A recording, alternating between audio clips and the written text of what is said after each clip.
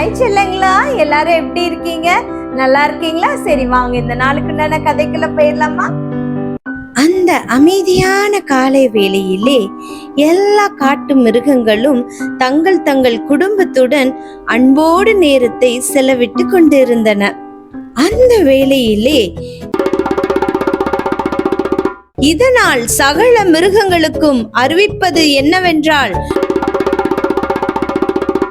நம்முடைய காட்டு ராஜா சிங்கத்துக்கும் காட்டுராணி சிங்கத்துக்கும் வருகிற செப்டம்பர் 24ஆம் தேதி திருமணம் நடைபெற இருக்கிறது. ஆகவே எல்லா மிருகங்களும் திருமணத்தில் பங்கேற்று மணமக்களை வாழ்த்துமாறு அன்போடு கேட்டுக்கொள்ளப்படுகிறார்கள்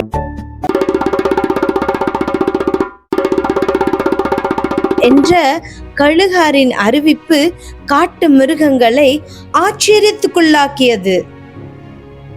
காடு முழுக்க சிங்கராஜாவின் திருமணத்தை பற்றிய பேச்சுதான் நிறைந்திருந்தது. இதற்கிடையில் திருமணம் விருந்திற்காக தேன் கொண்டு வருமாறு கரடி கூட்டத்திற்கு ஸ்பெஷல் அறிவிப்பும் வந்தது. செப்டம்பர் 24ஆம் தேதியும் வந்தது. சிங்கராஜாவும் சிங்கராணியும் கம்பீரமாக மணமேடையிலே அமர்ந்திருந்தனர்.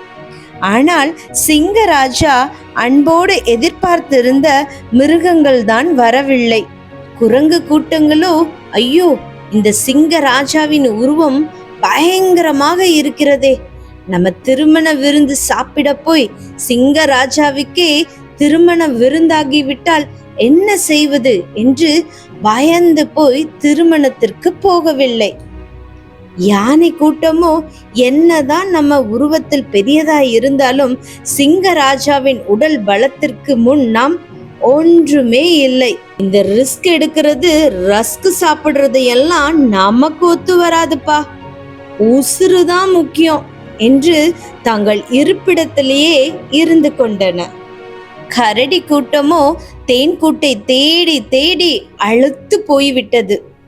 தேன் இல்லாமல் போனால் அவ்வளவுதான், சிங்கராஜா நம்மை கொன்று விடுவார் என்று ஒரு கரடி கூற, மற்ற கரடிகளோ, இல்லை இல்லை, சிங்கராஜா பார்ப்பதற்கு தான் பயங்கரமான உருவமாக இருக்கிறார், ஆனால் எவ்வளவு அன்பாக நம்மை எல்லாம் திருமணத்திற்கு அழைத்திருக்கிறார், எனவே நாம் கண்டிப்பாக திருமணத்திற்கு செல்ல வேண்டும் என்று கூறி சிங்கராஜாவின் திருமணத்திற்கு சென்றனர்.